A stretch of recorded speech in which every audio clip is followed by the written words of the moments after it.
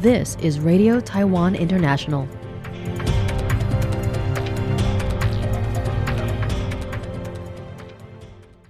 Welcome to the news on Radio Taiwan International. I'm Amanda Stevens, coming to you from Taipei, Taiwan. We begin with a look at today's top stories for Monday, September 15th.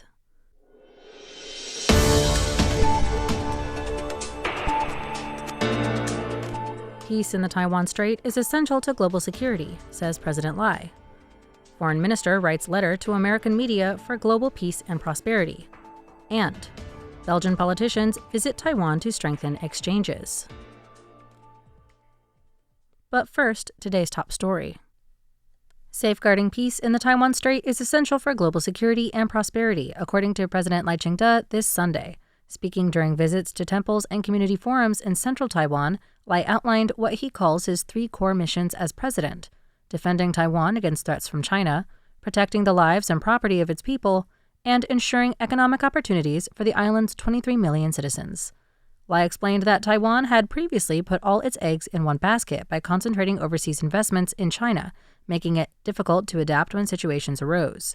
Instead, he urged industries to diversify globally, pursue digital and green transformation, and build resilience against trade risks, such as United States tariffs.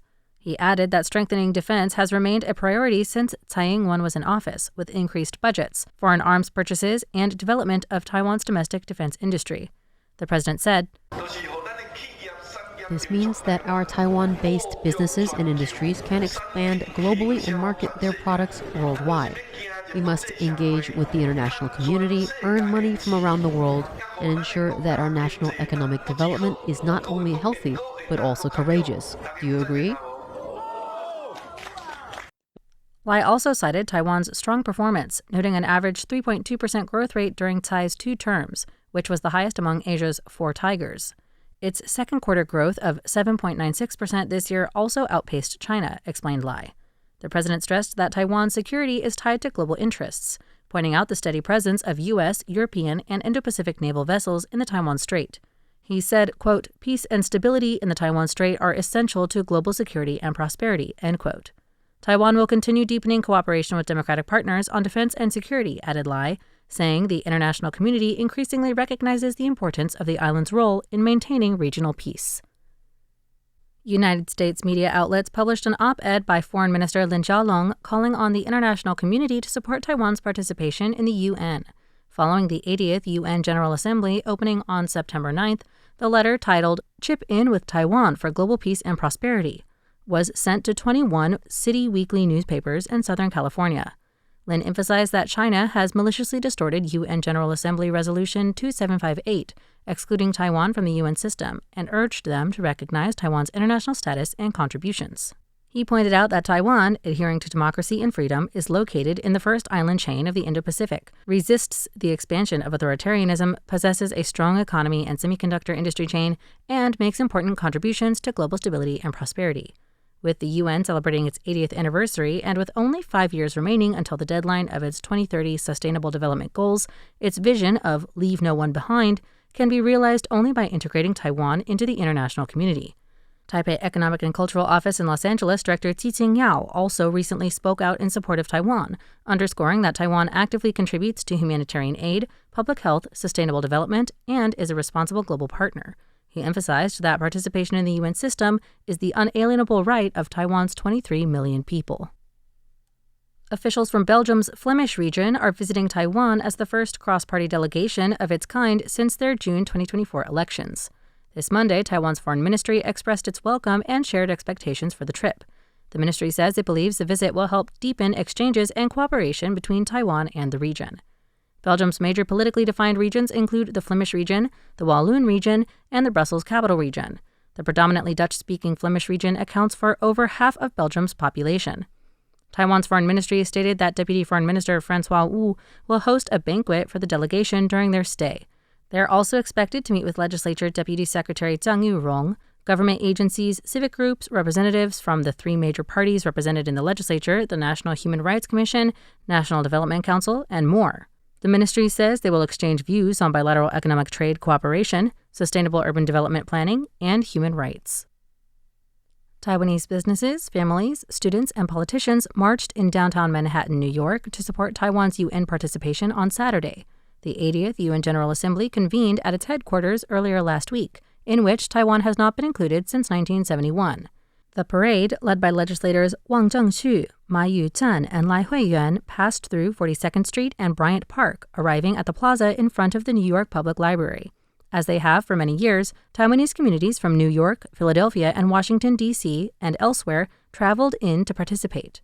Parade goers chanted slogans such as UN for Taiwan and Keep Taiwan Free, drawing applause and cheers from international tourists and New Yorkers along the route. Taipei Economic and Cultural Office and New York Director Tom Ji-Chang Lee spoke to attendees in front of the New York Public Library, emphasizing that he stood up to bring awareness to the UN's unfair treatment of Taiwan and advocate for it to become a member. Before the parade, the Taiwanese legislators also met with U.S. Congress members and representatives of allied nations at a Taiwan promotional campaign in the UN Plaza. This year's slogan is Chip In with Taiwan, highlighting Taiwan's chip technology strength.